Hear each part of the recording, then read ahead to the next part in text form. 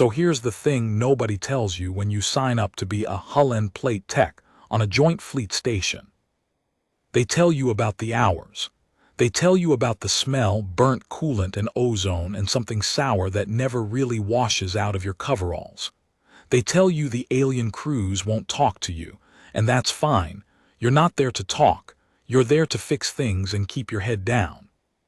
What they don't tell you is that one day a 7-foot Thren war veteran is going to sit down in your bay, unlock the plate off her own chest, look you dead in the eyes, and put her life in your two soft little human hands. And she's going to lean in close. And she's going to whisper, "Go on, human." But I'm getting ahead of myself. Let me back up. Let me tell it the way it happened, because if I just jump to that part, you won't understand why my hands were shaking.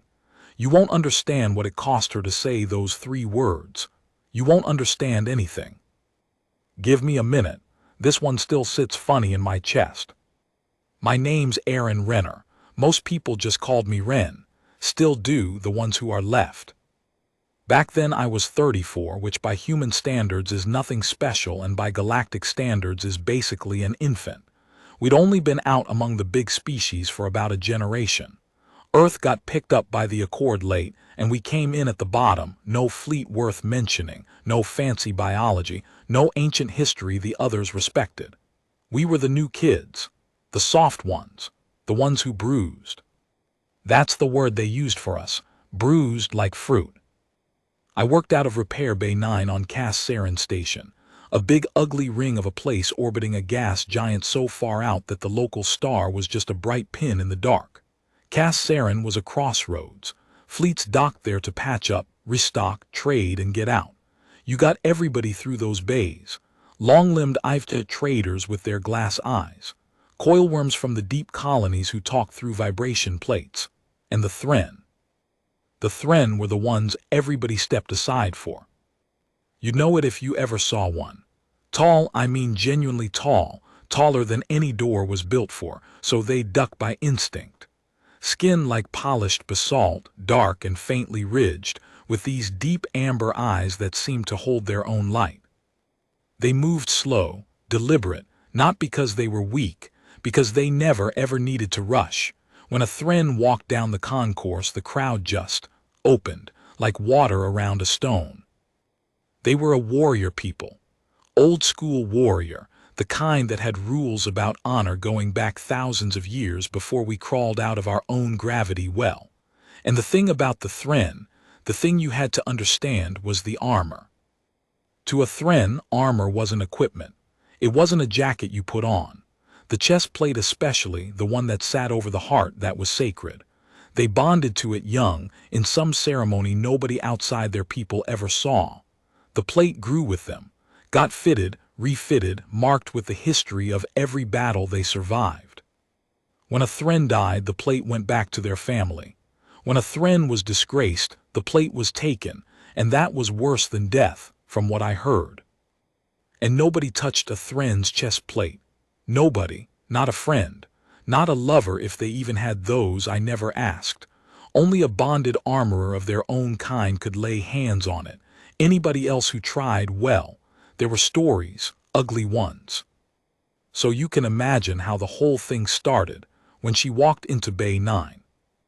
It was a slow shift, 3rd rotation, the dead hours, when the station lights dimmed to save power and the concourse went quiet. I had a busted stabilizer fin from an HFY shuttle up on the bench, and I was elbow deep in it, humming something my mother used to sing, not really thinking about anything. And then the light changed. You feel a Thren before you see one. It's the shadow. This big pool of dark spilling across your workbench, and the temperature drops a degree because they run cold, and there's this smell like wet stone and iron. I looked up. She filled the whole doorway, had to fold herself down to get through it.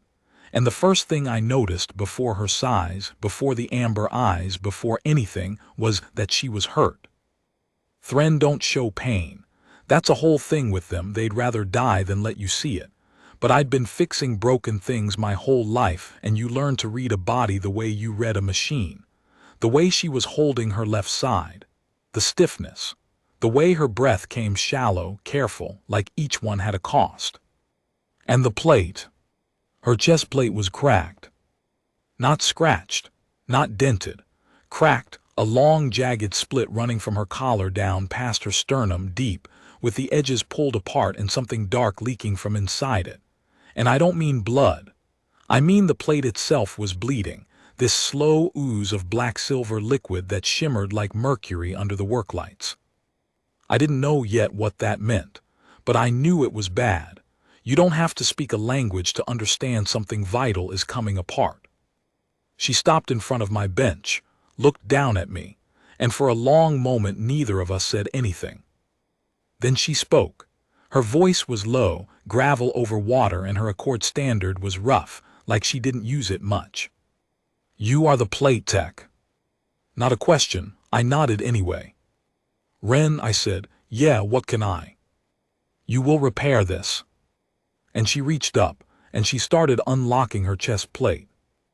I swear my heart stopped, because I knew every tech on the station knew that you did not touch that plate. There were signs about it, practically. When a Thren came in for repairs, they brought their own armorer or they didn't come at all. You worked the limbs, the back, the shoulder pieces if you were lucky. Never the chest, never the heart plate. "Wait," I said. "Wait, I can't. That's not, you need a Thren armorer for that, a bonded one, I'm not." "There is no armorer," her jaw was tight, "mine is dead." The words just hung there. "He died 4 rotations ago," she went on, and her voice didn't shake but something behind it did. "In the same fight that did this," she gestured at the crack. "There is no other of my rank within 9 jumps, and I do not have 9 jumps." I looked at the leaking plate, at the black silver seeping out of it, slower now, like it was running low. "What happens," I asked quietly, "if it's not fixed?" She held my eyes, amber deep, tired in a way that went past the body. "The plate holds the core," she said. "The core holds me. When the plate fails, the core empties. When the core empties," she didn't finish. She didn't have to. I understood then. The plate wasn't protecting her heart.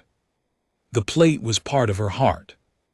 Now, let me stop and tell you something about me, because otherwise you won't get why I did what I did. I was not a brave man. I want that on the record. I'd spent my whole life avoiding fights, avoiding trouble, keeping my head down in the bay because the bay was safe and the bay made sense. Machines don't lie to you. Machines don't decide they don't like your face. You fix them right, they work. You fix them wrong, they don't, and it's on you, and that's fair. People were complicated. Aliens 10 times more so.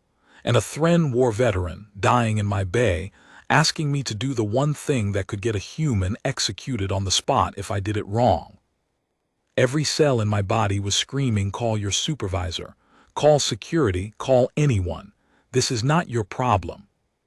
But then I looked at her again. And I saw something I recognized. Under the size and the stone skin and the terrifying stillness, I saw fear, real fear. Not for the fight she'd been in. For this. For having to trust a soft little bruised human with the most sacred thing she had, because the universe had left her no other door. And I thought about my old man who fixed farm equipment back on the colony until the day he died, and what he always told me. "Ren, when a thing is broken and it comes to you, it's yours now. Don't matter whose it was. It's yours till it works or till you can't. That's the job." So I put down my tools. I wiped my hands on my coveralls, which was stupid. They were already filthy, but I wanted them clean for this. And I stood up, and I said the thing I couldn't take back. "Okay," I said, "show me." She sat down. We didn't have a bench built for a Thren. She had to lower herself onto the reinforced deck plate where I mounted engine blocks, and even then she loomed over me sitting down. She worked the last locks on the chest plate. There were maybe a dozen, in a pattern I'd never seen, and her fingers moved through it from muscle memory even as her hands trembled. And then, with a sound like a held breath finally released, the plate came free. I have fixed a lot of things in my life. I have never in my life been more scared to touch something. Underneath the plate was, I don't have the right words. Imagine the inside of a machine that was also alive. There was a socket set into her chest, ringed with dark tissue, and inside it sat the core, a smooth ovoid thing about the size of 2 fists, pulsing with that black-silver light. Slow pulses, too slow. Between beats there were these long, awful pauses where the light almost went out. The crack in the plate had torn into the housing. Coolant, or whatever it was, the lifeblood of the thing was leaking out and evaporating, and the core was running dry, and every pulse was a little weaker than the last. "How long?" I said. My voice came out wrong. The medics gave me 1 rotation, a pause. That was 2 rotations ago. I looked up at her. "You've been walking around dying for 2 days looking for someone to fix this." There was no one to fix it. She said it flat, like a fact, like weather.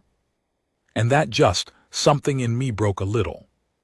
This person, this warrior who could have snapped me in half, had spent her last days looking everyone in the eye and asking for help and being told no, no, no, because touching the plate was forbidden, because a human's hands weren't good enough, because she was proud and the galaxy was cruel.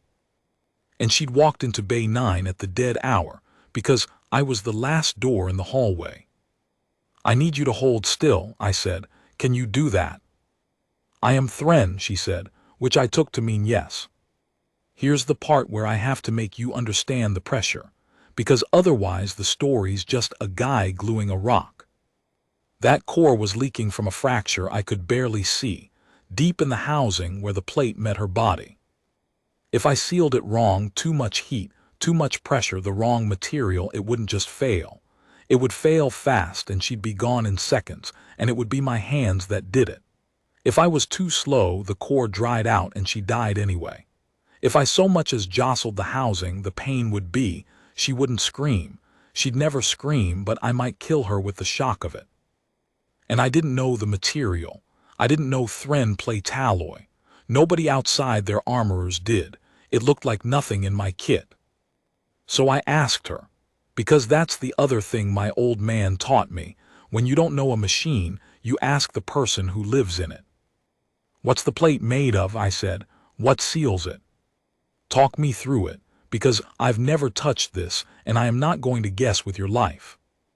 And she looked at me, surprised, I think, like nobody had ever asked her that, like the humans she'd met either refused to touch it or would have just charged in and faked it. And she started to talk. It took forever. My kit's translator kept choking on the Thren technical words, and she'd have to stop and find another way to say it, and I'd hold up materials from my bench and she'd say no, no, that will poison the housing, or warmer, that one is closer. We built it together, piece by piece, in the dead quiet of Bay 9. She'd tell me a property, I'd dig through 40 years of salvaged junk to find something that matched. She told me the seal had to flex with her heartbeat or it'd crack again, so I couldn't use anything rigid. She told me the alloy hated iron, good thing I asked. My first instinct would have killed her. She told me the housing had to be brought up to temperature so slow, or the tissue around it would scar and the plate would never seat right again. Hours, we were at it for hours. The station cycled to 4th rotation and back around, and the whole time that core kept pulsing slower and I kept working faster, and I kept telling her stay with me, talk to me, tell me the next part. And somewhere in the middle of it, I don't know exactly when, it stopped being a repair job. She started telling me other things, not on purpose, I think. It just came out, the way things do at 3 in the morning when you're scared, and there's only one other person awake in the whole universe. She told me the armorer who died, his name was Vesk. He'd fitted her first plate when she was young. He'd remarked it after every battle, 41 battles, each one a notch he cut himself with a blade only armorers were allowed to hold. She told me he'd been more than a craftsman. He'd been the one person allowed to touch the thing over her heart, and that made him the closest thing she had to family. And now he was gone and his hands were gone, and there'd never be another set of hands she trusted the same way. And here she was, letting a human touch it, a soft, bruised, 34-year-old nobody from a species the galaxy called fruit. "Why me?" I asked her at one point. I had a bonding compound heating in the cradle and I couldn't do anything but wait for it, so I asked. There were other techs, bigger stations you could have limped to. Why walk into Bay 9 and hand this to me? She was quiet a long time. The core pulsed, once, twice. "Because you put down your tools," she said finally. I looked up. "Every other tech I asked," she said, "reached for their instruments first. Their scanners, their machines. They looked at the plate before they looked at me. You," and her amber eyes found mine, "you put your tools down, you asked what would happen to me. You asked before you asked anything about the work." A pause. "Vesk did that before every repair. He put his hands away and he looked at me first." Her voice dropped. "You are the first since him." I didn't know what to say to that. I still don't. I just nodded and went back to the compound, and I blinked a lot, and I told myself it was the fumes. The compound was ready. This was the moment. The whole thing came down to the next few minutes. I had to open the fracture, clear the old contaminated seal, flow the new compound into the crack while it was still hot enough to bond but not so hot it burned her, hold it under gentle pressure while it set, and pray to every god of every species that I'd read it right. And I had to do it with my hands inside the housing, right up against the core, right up against the thing that was her heart. I looked at her. "This is going to hurt," I said. "I can't do it without it hurting. When I open the fracture, there's going to be I don't know your word for it, a pain, bad, and I need you to not move, because if you move while my hands are in there." "I understand." "No, listen." I put my hand flat on the deck between us, not touching her, just there. "I've seen people flinch. Everybody flinches. It's not weakness, it's just bodies. But I need you to not this one time, because if you jerk while I'm in the housing, I could tear it worse and then I can't fix it. Do you understand? I need you to hold still through something that every instinct is going to tell you to pull away from." She looked down at me, and something shifted in her face. This warrior who'd never once let anyone see her pain, I watched her decide right there to let me see it, to trust me with the worst of it. "I will hold," she said. And then she did something I'll remember until the day I die. She leaned forward, slowly, folded that huge body down until her head was low, until her face was close to mine, until I could feel the cold coming off her skin and see the individual flecks of gold in those amber eyes. And she looked at me, not the plate, not my tools, me, and she spoke so soft it was barely sound at all. "Go on, human." 3 words. I've thought about those 3 words more than I've thought about almost anything in my life, because of what they carried. She wasn't just saying begin. She was saying I have chosen you. She was saying I know what my people would say and I don't care. She was saying Vesk is dead and you are here and my heart is in your hands and I am not afraid because you put your tools down and you looked at me first. Go on, human. I have never been trusted like that, before or since. My hand stopped shaking. Isn't that funny? All night they'd been trembling, and the second she said those words, they went still, steady as stone, because I understood finally that the only way I could honor what she'd just given me was to be worth it, and you can't be worth a thing like that with shaking hands. So I went on. I opened the fracture. She held. I won't pretend I understand what she felt. But I saw her whole body go rigid, saw every muscle lock down, saw the tendons stand out in her neck like cables, and she did not move. Not a millimeter. She'd said she'd hold, and she held, and I have never in my life witnessed anything braver than a person choosing, breath by breath, to stay perfectly still while someone reaches into the place where they keep their heart. I cleared the old seal, fast, clean, the way she'd taught me. The contaminated stuff came out dark and dead, and I flushed the housing with the coolant she'd told me to make. The core sputtered, The light guttered, almost went out. "Stay with me," I said. "Stay with me, come on." I flowed the compound. It went in hot and silver, and it found the crack the way water finds a crack. And I held my breath, and I brought the pressure on slow, so slow, flexing with the beat of the core the way she'd said, matching it, letting the seal learn her rhythm. And I waited. The compound had to set to the pulse. If it set flat, it'd crack on the next hard beat. It had to breathe with her. So I held it, gentle hands cradling the housing, feeling the slow, weak pulse under my palms, and I matched it, gave a little when it swelled, took up the slack when it fell, over and over, the way you'd rock something to sleep. And slowly, so slowly I almost didn't believe it, the pulses got stronger. The pause between beats got shorter. The black-silver light steadied, brightened, stopped its awful guttering. The seal took. The compound bonded to the plate alloy and to the housing, and it flexed, it breathed with her heart like it had always been part of her. I don't know how long I knelt there with my hands on her chest, feeling her heart come back. Long after it was safe to let go. I couldn't. I wanted to be sure. I wanted to feel it get strong. When I finally sat back, my whole body ached. My hands were cramped into claws. There was silver compound dried up to my elbows. And the core in her chest was pulsing full and steady and bright. Neither of us spoke for a long time. Then carefully she reached down and picked up her chest plate, the cracked one. She held it up to the light and turned it, examining the seal, running one huge finger along the line where the fracture had been. I braced myself, because I'd done it my way with my materials, and it wasn't a Thren armorer's work, and maybe to her it was crude, maybe it was an insult, maybe. She was quiet a long moment. "The seam is clean," she said.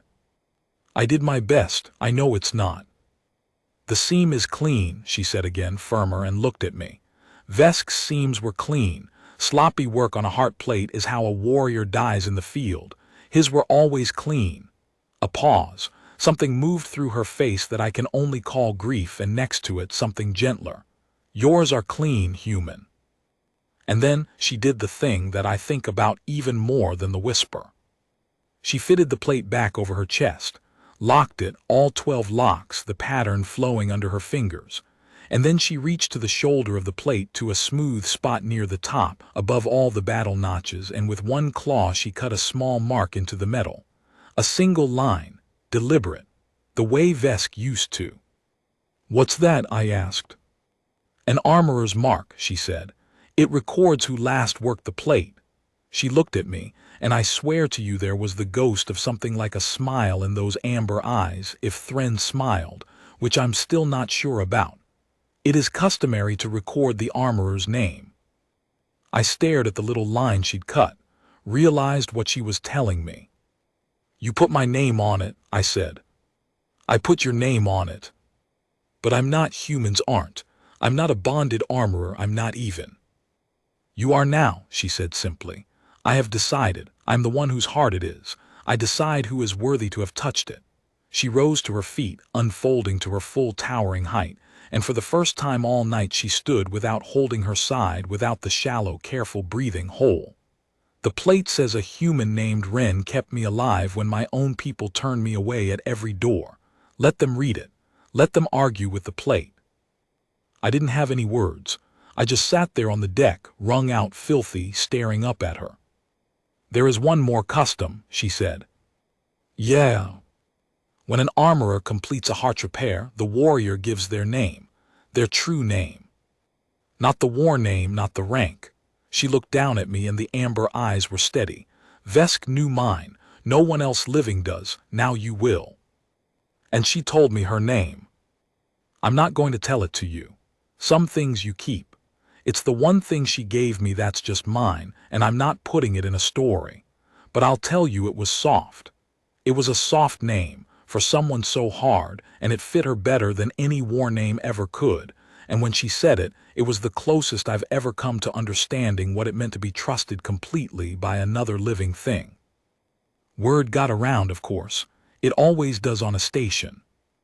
By the next rotation, Everybody knew a human tech in Bay 9 had done a heart repair on a Thren veteran and lived. Some people didn't believe it. Some people were angry, a few Thren especially, hardliners who thought the whole thing was a disgrace, a human's hands on sacred metal.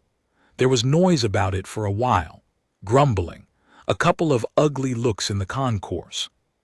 But here's the thing about the Thren, the thing that the galaxy never quite got about them under all that stone and pride. They didn't argue with the plate.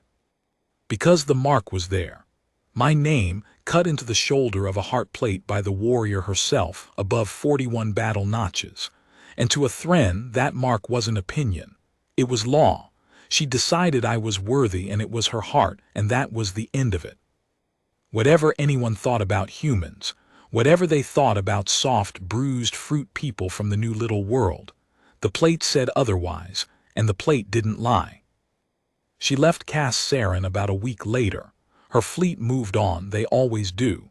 She came by Bay 9 one last time before she shipped out, ducked through the doorway, stood there filling the room the way she had the first night. "Ren," she said. "Hey," I said, real smooth, I know. She didn't say much. Thren don't.